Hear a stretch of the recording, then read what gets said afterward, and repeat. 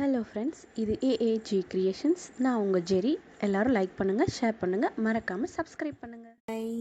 இன்றைக்கி நம்ம பருப்பு போலி செய்ய போகிறோம், இனிப்பு போலி. அதுக்கு இங்கே பாருங்கள், 2 கப் அளவுக்கு மைதா மாவு.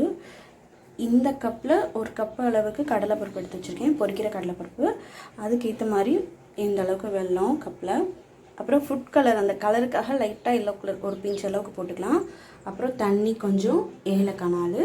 இதோட கொஞ்சம் உப்பு மட்டும் இந்த மாவில் சேர்த்து கணிச்சிக்கணும், ஒரு சிட்டிகை அளவுக்கு. அவ்வளோதான், இதுதான் தேவையான திங்ஸு. வாங்க ஃபஸ்ட்டு செய்ய ஆரம்பிக்கலாம். இந்த அளவுக்கு பிணைஞ்சி வச்சாச்சு. இப்போ இதில் நல்லா 2 ஸ்பூன் அளவுக்கு சுற்றி எண்ணெய் ஊற்றி விட்ருங்க. எண்ணெய் ஊற்றிட்டு அப்போ தான் நல்லா ஃப்ளஃபியாக வரும்.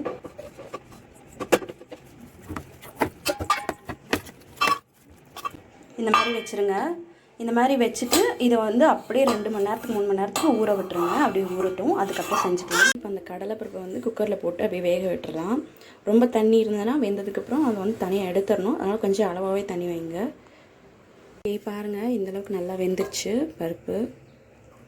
இப்போ இதோட அந்த வெல்லம் எடுத்து வச்சுருக்கோம்ல, அதை கொட்டிடலாம்.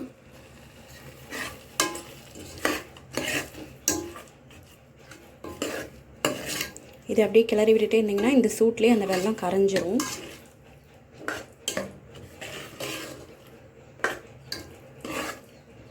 இது பாருங்கள், இந்த மாதிரி திரண்டு இந்த மாதிரி வந்துடணும். இன்னும் கொஞ்சம் கூட கட்டியாகணும்.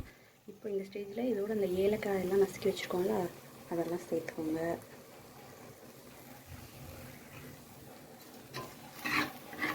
கொஞ்சம் ஓரளவுக்கு நல்லா கட்டியாக வந்துடணும் அந்த ஸ்டஃபிங். இன்னும் கொஞ்சம் கூட இருக்கட்டும். பாருங்கள், இது நல்லா கட்டியாக வந்துருச்சு. இப்போ இதை ஆஃப் பண்ணிவிட்டு கொஞ்சம் கையில் பொறுக்கிற அளவுக்கு சூடு இருக்கிற அளவுக்கு ஆற விட்டுறலாம் இதை கொஞ்சம் நேரம். இப்போ இந்த மாவு பாருங்கள், நல்லா ஃப்ளஃபியாக சூப்பராக இருக்குது. நல்லா ரெடி ஆகிடுச்சு, ஊறிடுச்சு. ஒரு 2.5 மணி நேரத்துக்கு மேலே ஊறிடுச்சு. இப்போ இதை எடுத்து சப்பாத்திக்கு செய்கிற மாதிரி கொஞ்சம் உருண்டை பிடிச்சி அமர்த்தி வச்சு நடுவில் அந்த ஸ்டஃபிங் வச்சு அப்படியே தேய்ச்சிட வேண்டியதான். அவ்வளோதான்.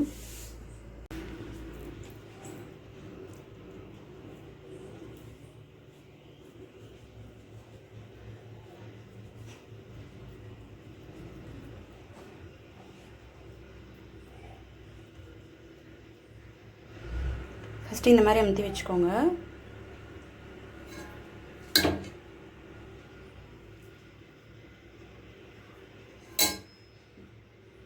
இப்போது இந்த சைடு இருக்குல்ல, இந்த சைடெலாம் எடுத்து இதை ஃபுல்லாக அப்படி மேலே வச்சு மூடிடுங்க.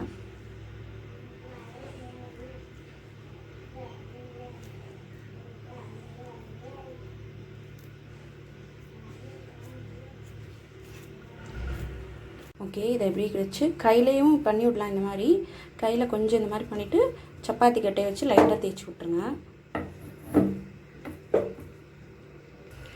பாருங்கள், அது தேய்ச்சி வச்சாச்சு. இப்போ பேனில் லேசாக நெய் விட்டுருக்கேன், 1 ஸ்பூனு. பாருங்கள், இந்த மாதிரி தேய்ச்சி வச்சாச்சு. இப்போ இதை எடுத்து அப்படியே 2 பக்கமும் ஒரு 2 நிமிஷம் மட்டும் போட்டு எடுத்து அவ்வளோ.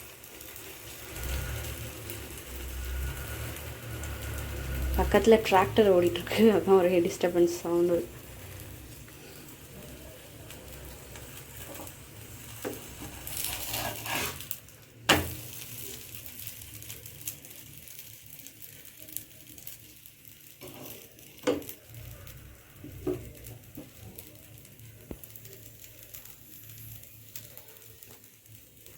அவ்வளோதான், வெந்துருச்சு, எடுத்துடலாம். பாருங்கள், நல்லா டேஸ்டியான கலர்ஃபுல் போலி ரெடி ஆயிடுச்சு. மற்றதை செஞ்சுக்கலாம். பாருங்கள், நல்லா டேஸ்டான போலி ரெடி ஆயிடுச்சு, இனிப்பு போலி. ஓகே, எல்லோரும் சாப்பிட்டு பாருங்கள். சாப்பிட்டு பார்த்துட்டு எப்படி இருக்குன்னு சொல்லுங்கள். ஓகே, பாய்.